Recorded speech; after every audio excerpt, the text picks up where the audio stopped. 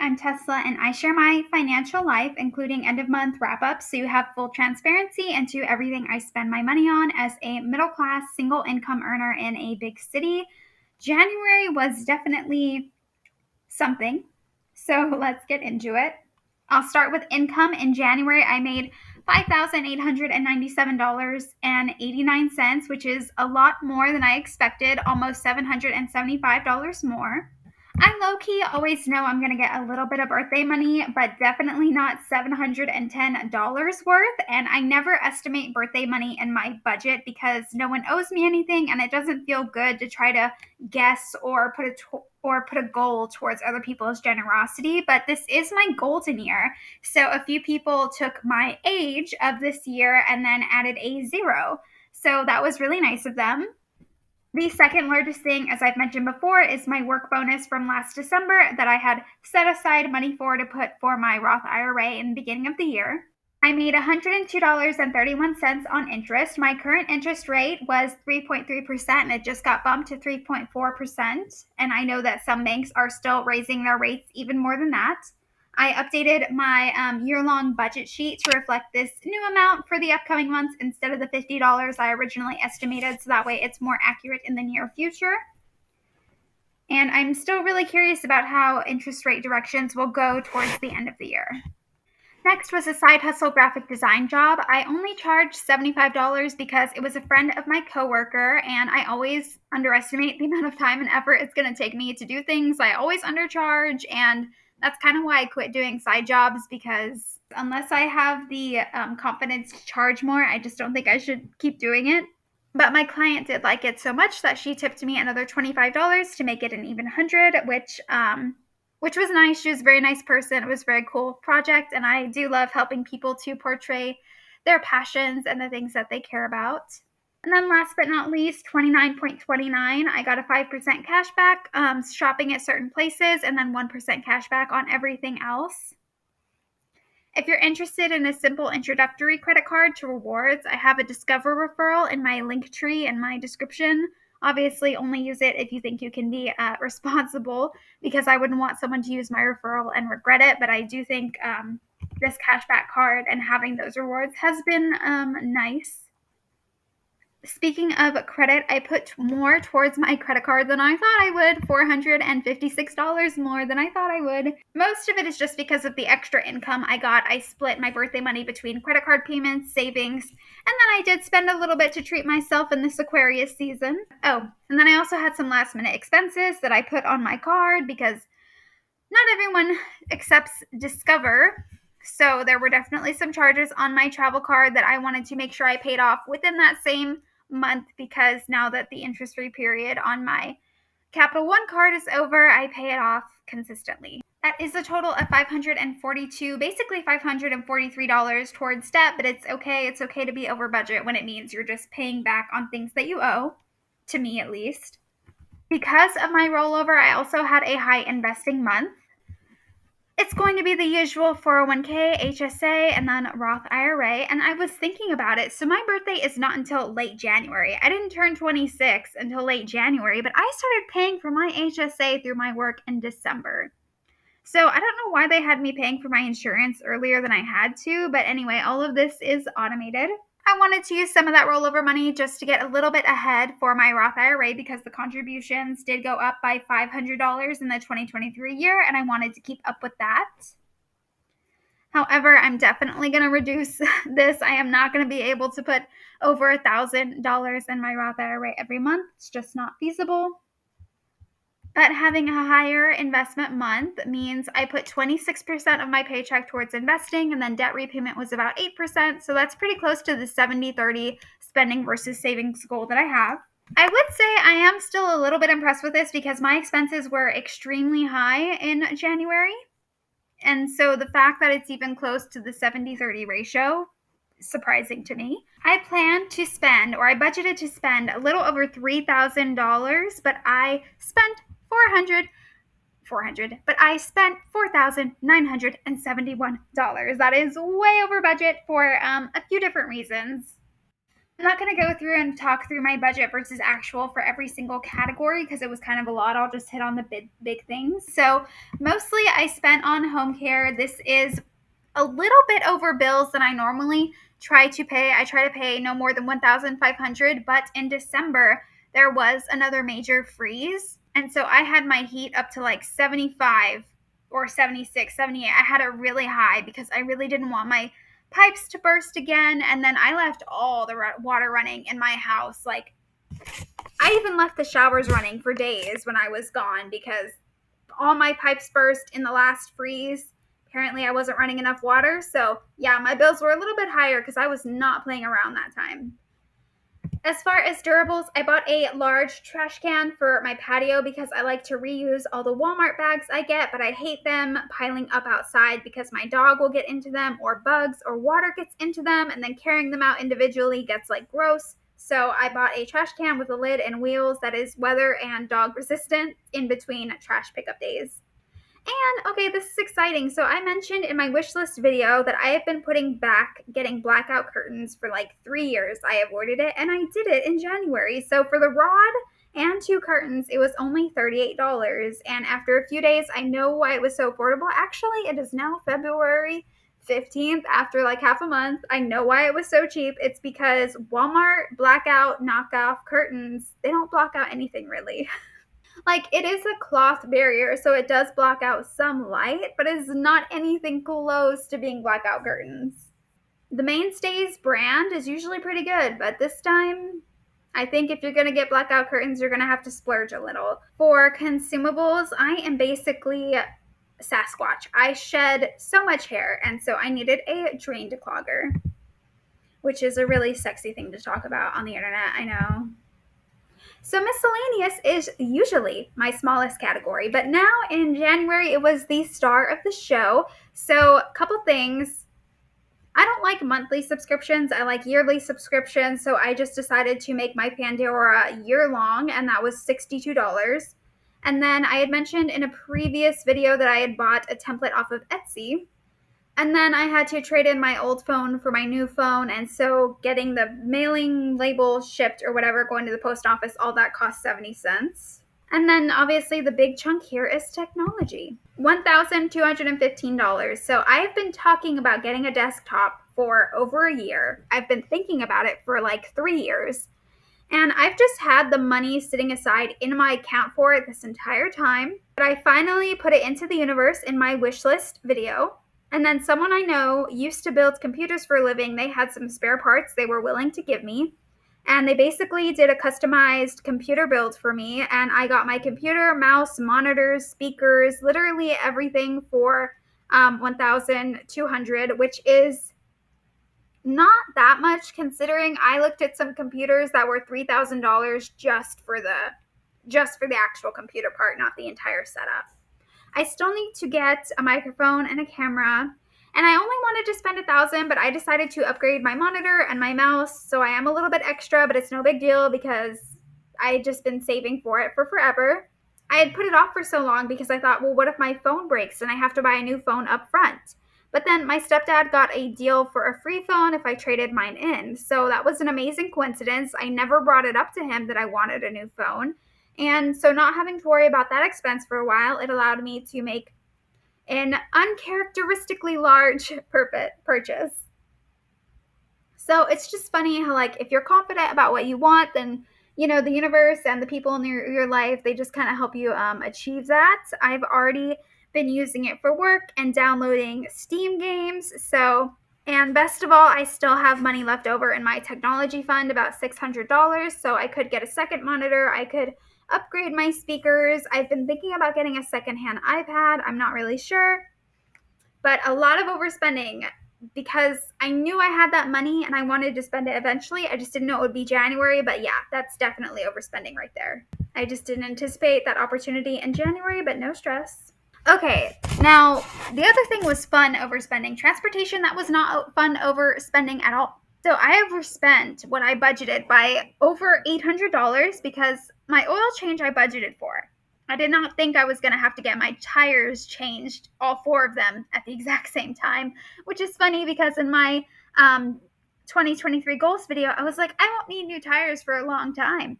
I'm not going to budget for them. And so the universe decided to humble me and make me get 4 new tires. Paying for service that nearly wiped out my entire auto care fund because I only keep about $1,000 in there. But I will say that I was able to make up quite a bit of that spending thanks to the generosity of the people in my life. So I'm only negative $128. So I spent over $900, but I replenished about like $800 here. So by the end of January, 871, close to 1,000, as opposed to like being almost at zero when I first had to do that. That's amazing because it means I was able to save throughout the month. And I thought I would have to build up the fund slowly month over month, but yeah, obviously I couldn't have gotten anywhere close back to my goal without the generosity of people in my life who wanted to celebrate the day that I was born. And I didn't even tell them about the tires or anything like that. So they were just being nice, and that's how I decided to use the money, was definitely refill up my auto care fund. Oh, you know what else that I can't forget to mention? Okay. Changing out your tires, not a big deal in the big scheme of things, right? But on my birthday, I was in a hit and run. Okay, let's take it back to last January, where I actually have a video of my last January if you want to see it. But I got COVID last January. I was so sick on my way back from my COVID test that I got dizzy and I hit the car in front of me. So last year, I was in a car accident. This year, on my birthday, I find out my coworker has COVID. And on my way home from work that day, this car hits the backside of my car, and then they get behind me so I can't even see them anymore. I am so surprised. I don't even honk. I'm trying to look at them. I'm trying to gauge, like, what the heck are we going to do now that you've just hit me? And so they turn on their blinker, right? Like we're on the side, like next to the side of the road, and they turn on their blinker like they're going to turn in. And so I think, okay, I'll turn in too and we'll talk about it. So I turn into the lot because I'm ahead of them, and I'm expecting them to turn in behind me because they had their blinker on. And as soon as I do that, they turn their blinker off and they speed off. I mean, I could go on about the whole situation, but it's not a big deal. All they essentially did was scratch my paint. And my parents said don't even bother with insurance because the person who hit you probably didn't have insurance, and you're not going to find out who it was, and you don't want to raise your insurance rate, and your deductible for your insurance is $1,000, and there's no point in spending $1,000 just to fix some paint. Oh, especially because at that point I had nearly emptied out my car fund, right? And also, remember that last year, I think it was January, someone had spray painted my rental car. So that was also a crime. I am all for some interesting or quirky birthday traditions, but diseases and car accidents and crime, like, I would like to switch it out for something else, please. I am open to other ideas. Anything else, really. I mean, that didn't cost me any money, but that did suck, and that did, like, lower the value of my car. And then fees and gas, like insurance and blah, blah, blah. That's not interesting. I'm happy to say that I ate well in January. I ate $484.76 worth of food, and I can tell you that that is $57 over budget. I ordered 3 every plate boxes, which is more than I usually do. And I do think it helped because I only ate out, you're gonna not think this is a little bit, but I only ate out fast food 8 times, which sounds like a lot, but for me, that is not a lot. I'm used to eating out every single day. And so not too bad. If I could cut down fast food to 5 times or less, that would be good. The main thing was my dining experiences, $162. I had tried Papa Do's, which is a little more expensive, but not that bad. And it was like a weekday dinner, I think. So there wasn't like some serious Tesla, like true Tesla indulging, you know? So then I got food from an upscale restaurant. That's where I spent $82 on myself. I ordered like 3 different appetizers. I got 3 different types of naan. I ordered a cheese board. I only ordered 1 entree though, but my eyes were too big for my stomach, and the portions were huge. And honestly, $82 was like a steal for the amount of food I ordered. So basically, I had two nice meals, and then I had eight crappy meals, and then I had a lot of groceries. I'm not really spending any less on food so far than I did in 2023, but it's not really about spending less on food. It's more about spending on food that is either a little bit better for me or worth the experience. And I think I can slowly get there. I spent $174 on fun money. I saw two movies, Puss in Boots being one of them, and it actually was worth the hype. Like, I would even see it again. It was funny, it was heartwarming, it addressed serious issues in a sensitive and vulnerable way, but like, it was still entertaining and true to the storyline. And like, whether you're an adult or a kid, I think you can empathize with it. So, oh, and the animation was good too. So yeah, money well spent there. And then I bought season passes for a local theater, and I did see a show in January about Roe v. Wade, and it was so informative because I knew nothing about how that law came to be or how Texas was really like so instrumental in that law. And it's a wild, crazy story how people fought so hard for those rights, and yet here we are. And then any Google Sheet purchases, I've put them into hobbies. I bought a reading tracker, although you can always find what I'm reading on Storygraph. And then I bought a net worth tracker to test out, and I shared that in my last net worth update. And then I made a Steam account, which is like a video game account, and it made me put $5 in it. I haven't spent that $5 on anything, but like to have the account, it just made me put $5 in. So that was weird. So for giving, this spending report doesn't look so bad. So we need to actually go into the budget for you to understand what went down there, because you'll see I am a negative $350 that I did not cover. So I spent $32 on 29 cents, like buying shit for other people. Sorry, I shouldn't cuss.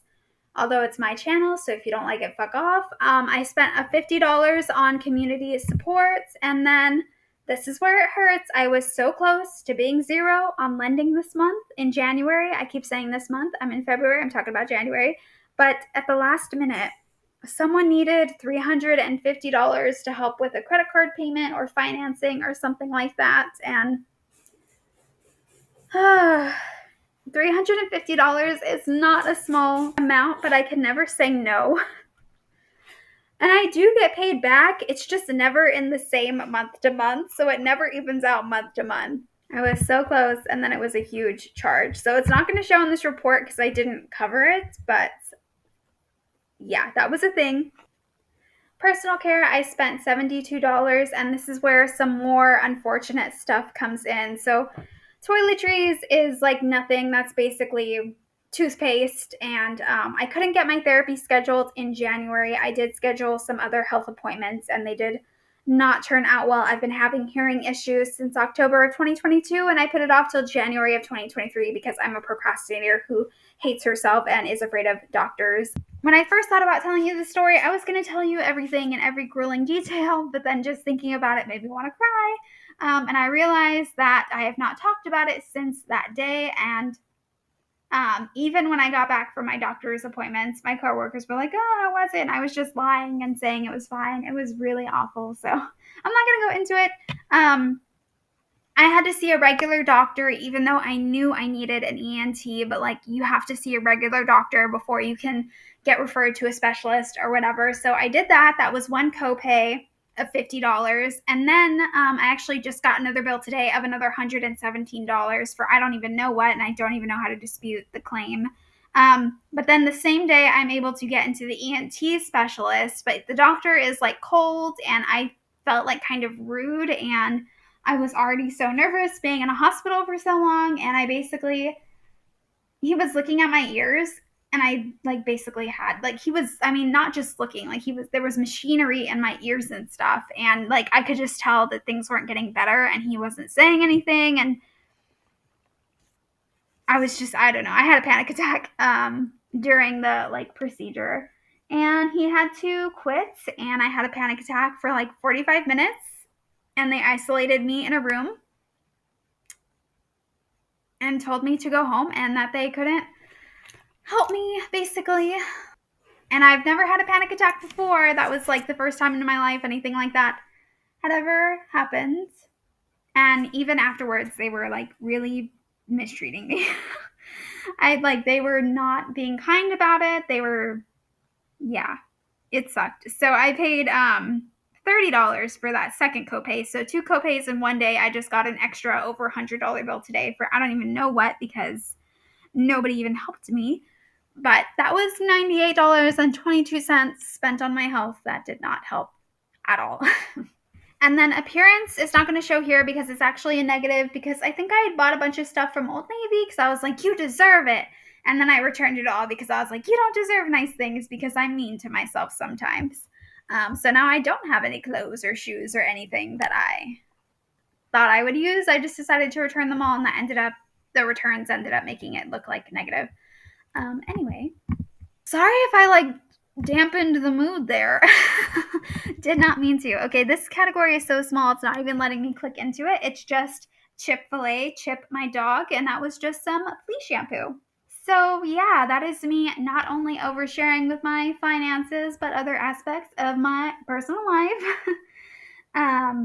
Yeah, definitely a lot of low points in January, but at least I had some good food, right? That should count for something. And January also did leave me negative $1,213, but some of it was unavoidable, like getting new tires, and then some of it was just getting some wish list items that I have been wanting for a long time. So, it wasn't all bad. Definitely there were good moments.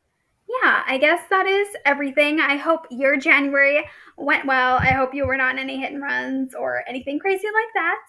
Hope you won't be in any for the rest of the year. Hopefully, that was my last one of the year. Hopefully, that's the last one of my life, actually. I really did not enjoy that. Anyway, okay, bye.